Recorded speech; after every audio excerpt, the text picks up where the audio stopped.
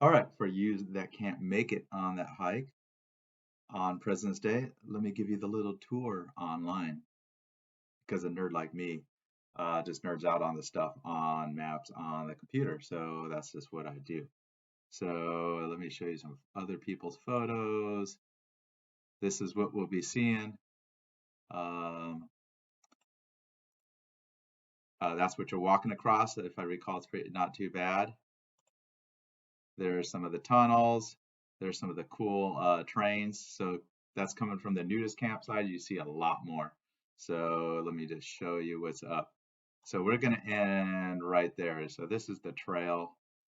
We're not going to go all the way to that end. That's kind of as far as you can hike. I've done that. That's if you want to do 30 miles. We're not doing that. So let's go into here. That's Dianza Hot Springs right there. Let me show you something in Google Earth. So, oops, this is my all my points. Okay, hopefully I don't make everybody dizzy on this. I gotta find my trails. I gotta normalize this thing. This is Google Earth right here.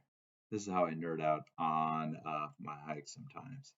Figure out what I'm gonna do. All these are waypoints I've saved over all the years of nerding out. Oh, here's my trail. So there's an overview of what we're doing. You can see it's a pretty rugged mountain range.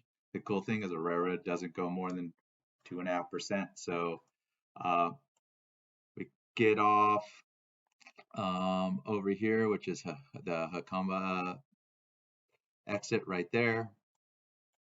Try this dirt road to about right here, which is right before the news camp. I think you could, before it's private property, we could park on the side, or you could pay $5 and go into the nudist camp. Ooh, it gets blurry because there's nude people back there. Dangerous situations. First of all, let me give you a tour of the nudist camp here. Hopefully, we don't zoom in enough to see some naked people. They got a ball sack size style pool. We'll stay away from that. They got tennis courts. Whew, I would definitely stay away from those. They do have a bar. If we pay to park in here, which you park like over here, kind of, there's an entrance. You park over here. You can avoid the nudist camp, but you got to trek your way to the lobby to pay them their $5, and it's right here. Um, and these are all likely old folks riding around on bicycles nude. So park here if we want to, safer parking, then you catch the road track right there. So um, let's see where it starts. So I think about 2 miles in is going to be our first set of trains. Actually, I don't even think it's that far in. Yeah, it's right here. That's the first set of little trains. There's a couple train cars that are just abandoned, of course, all graffitied and vandalized. Kind of cool to check out. On that first little bridge, and hopefully I don't make everybody too sick with this 3D view here.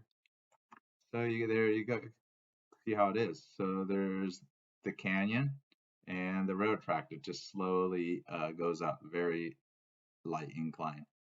Any of these little dips or things that go over are bridges that don't really project correctly in Google Earth. But we'll be following that around. There's going to be, I think, this might be the first trail where you have a collapsed tunnel. I don't think it goes through right there.